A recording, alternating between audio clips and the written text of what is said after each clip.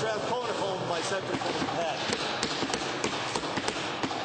Thank you, Mr. Speaker. Well, continuing on our theme of broken promises, the Premier claimed she would eliminate child poverty in 5 years. Now, we've got the budget for 3 of those 5 years, and instead of concrete commitments, we see more cuts and growing inequality. So to the Minister of Human Services, almost 20% of young children in Alberta live in oppressive poverty. Why doesn't he understand that the longer he waits to act, the more they will suffer?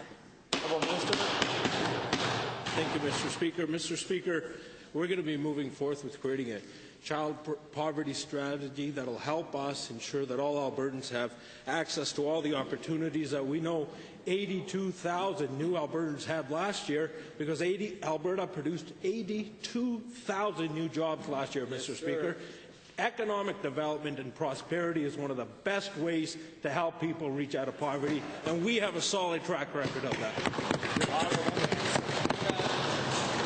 More empty words. Given that this year's budget contains massive cuts to services that lift families out of poverty, such as income support for learners, adult upgrading and training for work, and given that you can't end child poverty without ending poverty for the families with whom those children live, can the minister explain how he thinks any Albertan will believe this government's claims when they have chosen to cut proven poverty reduction mechanisms by up to 50%? Shame.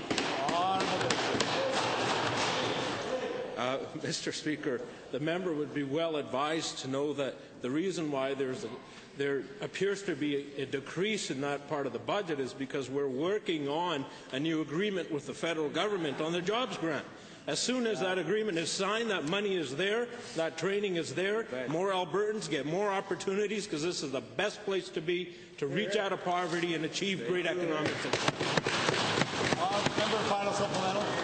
Well, it's not there now. Given that this government has received countless anti-poverty reports from researchers, advocates, community agencies, municipalities in the last 5 years, and given that all of those reports say neither income support nor minimum wage are anywhere near adequate to provide for the families of the 90,000 Alberta children living in poverty, why won't this minister admit that this do-nothing provincial budget and its recipe for continued government inaction puts responsibility for that child poverty directly at this government's feet?